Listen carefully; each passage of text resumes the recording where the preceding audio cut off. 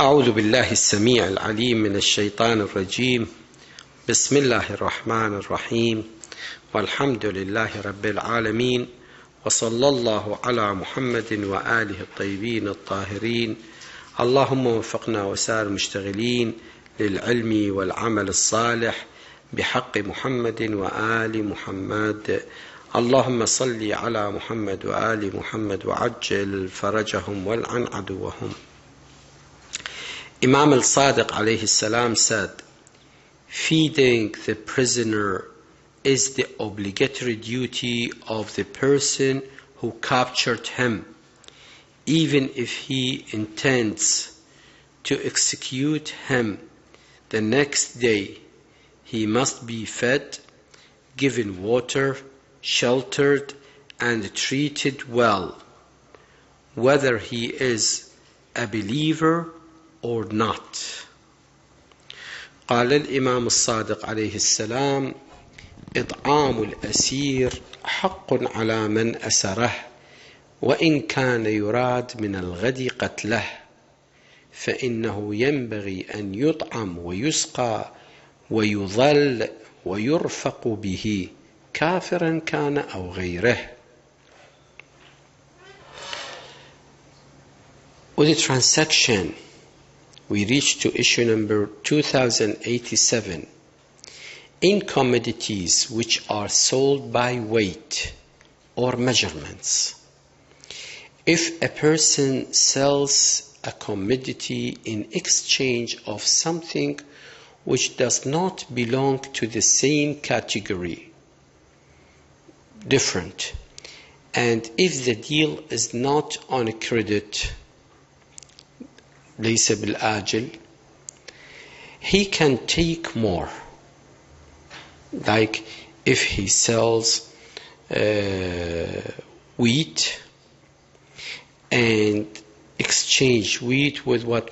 Let's say with rice, and the price will be rice, wheat and rice. Now, and the transaction is not in commodity. Not on credit. It will be right now. Take the wheat and give the rice. It doesn't matter. He can take more. That means if there are 5 kilos of wheat, he can give its commodity either 6 kilos, 10 kilos, or 3 kilos. Doesn't matter. But if it is on credit, that means the price or the exchange will be later on. It is not permissible. Any extra is not permissible.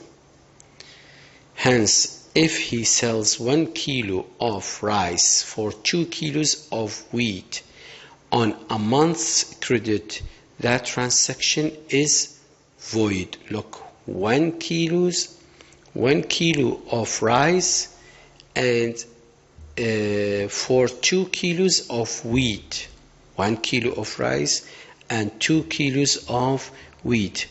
But the rice will be paid, or the wheat will be paid after a month. This transaction is what? This transaction is void because it is on a credit. On a credit. Issue number 2000. Yes, Sheikh. Even if the price of 1 kilo of rice is equal to the 3 kilos of? Even though, now I'm not talking about the prices of the money. I'm talking about this wheat, 1 kilo of wheat. I will pay for this 1 kilo of wheat 2 kilos of rice. Yes. But not today, after a week. After a week, yes. This transaction is void. Yes. You're welcome. Issue number 2088. If a ripe fruit is exchanged for the raw fruit, ripe fruit, yes. still not ready to be eaten. If a ripe fruit is exchanged for the raw fruit of the same time, all right, for the same type, if a ripe fruit is exchanged for the raw fruit of the same type, like date and what we call the chimri is not eatable, but the date is eatable. Okay, one cannot take more, even if this is this ripe one and this is unripe one or raw fruit. Yes, one cannot take more. And fuqaha have commonly held that if a commodity taken in exchange is from the same origin, one should not take more. If the commodity is taken from the same origin, especially from the same place where they planted, from the same farm, let's say that, from the same farm, it is not accepted. One should not take more. For example, if someone sells 1 kilo of ghee, 1 kilo of ghee, made from cow milk, for 1.5 kilos of cheese made from cow milk. This is one kilo of ghee from cow milk, and this is cheese made from cow milk. So not the same cow, maybe another cow, but it is still milk cow, and this is ghee from cow. It will be usury and therefore haram. سوف تكون ربا وحرام. But this is ghee and this is cheese. Yes, both of them, they are made from what? From the milk of the cow. It is usury and haram. But this generalization is a matter of ishkal. This is the opinion of the fuqaha. That was usury and haram. It was the opinion of fuqaha. Okay, how about you, says Sistani? What is your opinion? He said this is a matter of ishkal. What does it mean, a matter of ishkal? He is not saying this is what a usury and haram, and at the same time it is obligatory precaution. A matter of ishkal means obligatory precaution to leave this transaction, not to do it. Have you got it?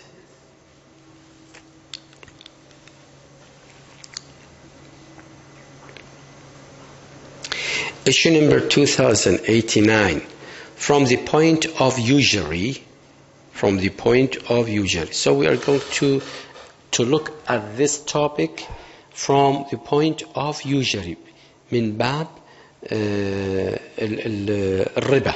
نظرتنا لهذه المسألة فقط من باب الربا مو من باب آخر. From the point of usury, wheat and barley, القمح والشعير أو الحنطة والشعير, are commodities of one and the same category. الحنطة والشعير يعتبرون شنو؟ من ناحية شنو؟ من ناحية الربا يعتبرون جنس واحد. What does that mean? That means if I have 1 kilo of wheat, I have to pay 1 kilo of what? Of barley. 1 kilo of wheat, I have to pay 1 kilo of barley. I cannot pay more than 1 kilo of barley. Hence, if a person gives 3 kilos of wheat and takes in exchange thereof 3 kilos and half of what? Of barley, it is usury and haram. It is usury and haram. Why? Because he has 1 extra half kilo. And we said that barley and wheat, they are from the same category in usury. من ناحية الربا اعتبرنا الحنطة والشعير جنس واحد، حالهم حال الطحين، حالهم حال التمر، حالهم تمر بتمر، طحين بطحين، تمن بتمن. الحنطة والشعير نعتبرهم جنس واحد. And if a person purchases 30 kilos of barley on the condition that he would give in exchange 30 kilos of wheat at the time of its harvest، ايش راح ياخذ؟ ياخذ 30 كيلو حنطة.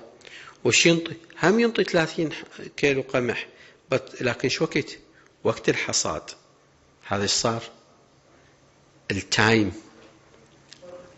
will be what? Will be usury. هذا الوقت صار شنو؟ صار ربا. الربا هنا وين؟ بالوقت. It is haram because he has taken barley on the spot and will give wheat sometime later, not at the same time, sometime later. And this amounts to taking something in excess and therefore haram.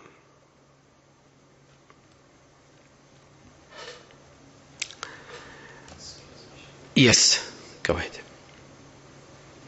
I have a question about the previous issues. Okay. Here the problem is because of the way of exchanging, or because of the extra amount, or because of the time. For example, I took from someone 1 kilo of gold, and I promised him after 1 month I will return to him 100 kilos of titanium. And of course I can't return to him 1 kilo of titanium exchange for the 1 kilo of gold. No, Sheikh Ahmed. Yes. Titanium is different from gold. It's not gold. Yes. Your transaction is in order, doesn't matter. It's okay. It's okay. But the problem where if I take 1 kilo of gold, and the exchange will be 1 kilo of gold, but after a month. 1 kilo and a half. No, 1 kilo. 1 kilo, but after a month. This is a kind of usury. هذا ربا. هذا الوقت إلى ثمن. الوقت إلى ثمن. هسه قد يكون زايد أو قد يكون ناقص، لأنه هذا سعره متذبذب. ورا شهر قد يكون. فهذه even the weight are the same. The weight are the same, but the difference is what? The time. Here, this transaction is void because of the time. The other thing, if he buy 1 kilo of gold, and he gave him at the same time 1 kilo and 10 grams of gold, that's also what? This is also a usury and haram transaction. Why? Because of the extra amount of the gold. That's 10 grams. Have you got it?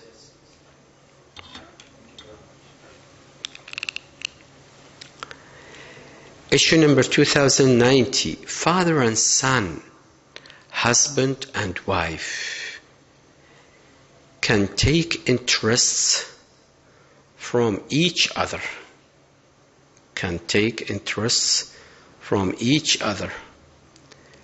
Similarly, a Muslim can take interest from a non-Muslim who is not under protection of Islam. Father and his son. If I gave my son, for example, 1,000 IQDs, and I tell him, okay, after a month you gave me 150,000 IQDs. Is that acceptable? Yes, it is acceptable. Yes, between a father and his son. Doesn't matter. Or a husband and his, definitely vice versa. Even the son can do the same with his father. Or the husband and his wife, or the wife and her husband, they can take with extra money or weight. Doesn't matter. And the same hukum, if a Muslim gave a non-Muslim, number one, he is not a Muslim, and he is not under the protection of Islam. He is not a dhimmi. He is not Muslim, but he is not under the protection of Islam. يعني ليس بذميا. Can I give him, for example, 1 million IQDs, and in return I will take 1,001,000 IQDs? Yes, I can. If I took the interest from him, yes, I can. It is accepted. You understand this? But a transaction involving interest with a non-Muslim who is under protection of Islam is haram.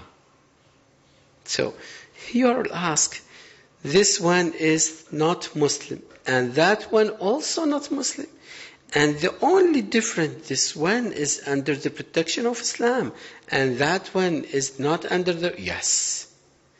Because this one, we are, as a Muslims, we have to protect him. We have a deal with him because he is paying jizya. He's paying the taxes. And that one, he is not under the protection of Islam, and he is not paying what? Taxes. Have you got this? But after the transaction is completed and the deal is closed, if payment of interest is permissible in the religion of that non-Muslim, a Muslim can receive interests from him. That means after the deal finished, and this was what?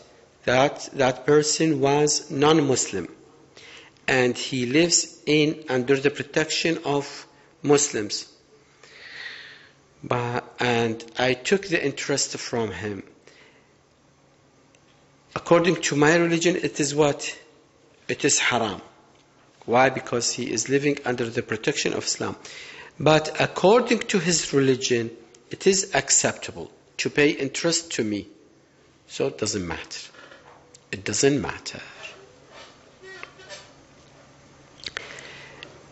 Conditions of a seller and a buyer. Now we are going to talk about the conditions of the seller and the buyer. What are these conditions? There are 6 conditions for the sellers and buyers. Number 1, he should be baligh. This seller or this buyer should be baligh. Both of them, not to be non-baligh. Number 2, they should be sane. Either the seller or the buyer. They should be what? They should be sane. That means not crazy, not insane. They should not be, and number 3, they should not be impediment. Number 4, they should not be, number 3, they should not be impediment. That is, they should not be squandering their wealth. You know what does mean this? That means this person who owes money for other people and he cannot pay them back their money. What they did, they start to complain to the jurist, to the marja. And the jurist is controlling his money, and not letting him to sell or buy any of his money. This seller or this buyer, he shouldn't be one of those people. What we call it in Arabic? Not only مديون, محجور. نعم, محجور عليه. محجور عليه. Number 5, they have not been forced to sell and buy. And this person, he shouldn't be what? He shouldn't be forced by somebody to sell this thing or to buy it. يعني مو مجبور. Yes. They should not be 5. They have not been forced to sell and buy. Number 6, they should be the rightful owners of the commodity which they wish to sell. Either they are the owners, the original owners, to sell and buy, both of them, the seller or the buyer, they have to be the original owners, or give an exchange, to sell or give an exchange. Rules relating to these will be explained in the following. That the buyer and the seller should be what? Should be the owner himself, or at least if he is not the owner, he has the permission from the owner. He has the green card from the owner to sell or to buy. Issue number 2092.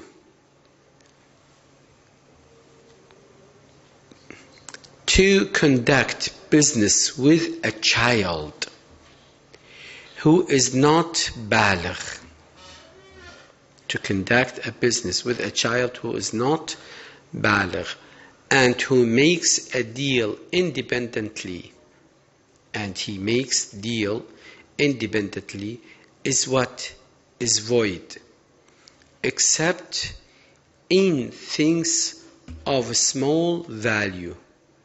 Except in things of small value. Like what? This not baligh, he cannot buy and sell, for example, a house. He cannot sell and buy, for example, iPad, a car. But even maybe this he cannot sell or buy phone which is so expensive. Maybe he can sell and buy the phones which are so cheap, pencils, bicycles. We can send him to buy some food, milk from the supermarket. This is acceptable. But to sell and buy the things which are not suitable for his age, to sell and buy, this is not permissible.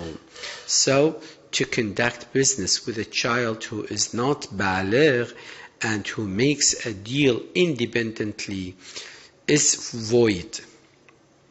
What does mean is void? Look, what does mean is void? It means this transaction is void, number 1. Number 2, the exchange. The exchange. Nobody owned the exchange of the other. Not the buyer. Not the buyer have the authority or the liability to use what? To use the commodity. Nor the seller nor the seller have the ability and to control what and use the exchange, the money, the price. So this is what we meant by void. Unless that, okay, leave unless, this we will explain it later. To conduct business with a child who is not baligh and who makes a deal independently is void, except in things of a small value, in which transactions are normally conducted with the children who can discern. But if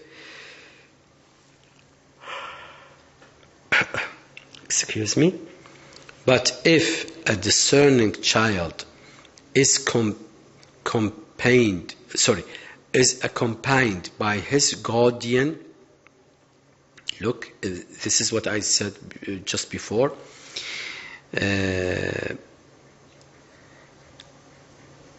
But if a discerning child is accompanied by his guardian and he pronounces the confirmation of the deal, just like I sold this, I bought that, then the transaction is valid. Then the transaction is valid in every situation. Why? Because the guardian is with him and he is behaving, and all his behaviors is under the control of the guardian. This is number one. And number two, that the guardian has the ability to what? To say no for this transaction. As if it is in reality that the guardian himself is selling and buying,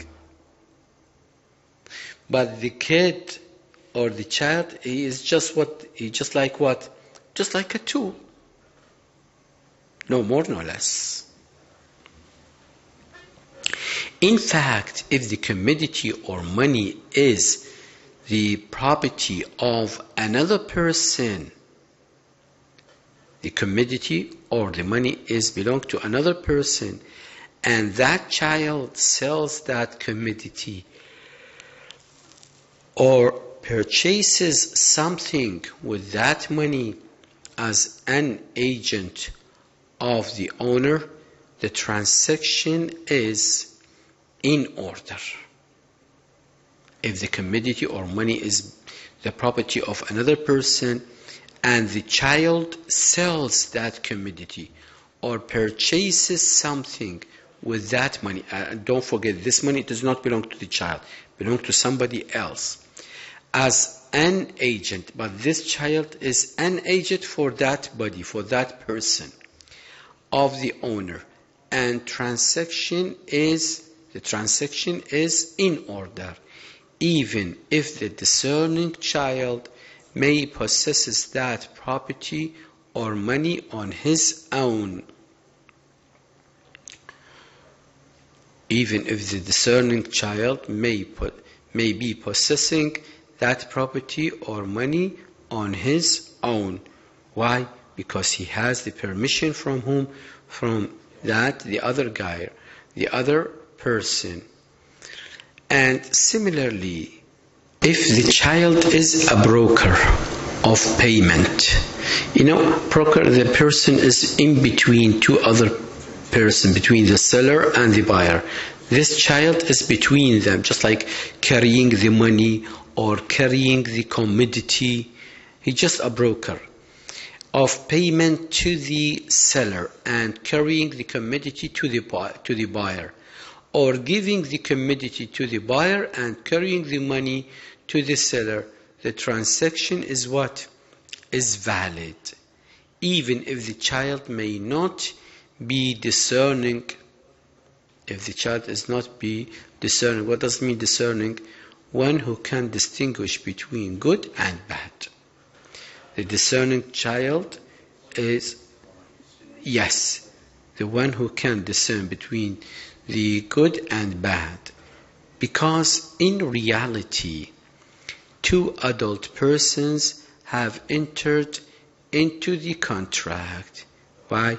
Because in reality, it is not the kid who entered in this commodity or in this transaction, but they are the two adults whom they did this commodity. Walhamdulillahi Rabbil Alameen, wa sallallahu ala Muhammadin wa alihi at-tayyibin at-tahirin. اللهم صل على محمد وآل محمد وعجل فرجهم والعن عدوهم.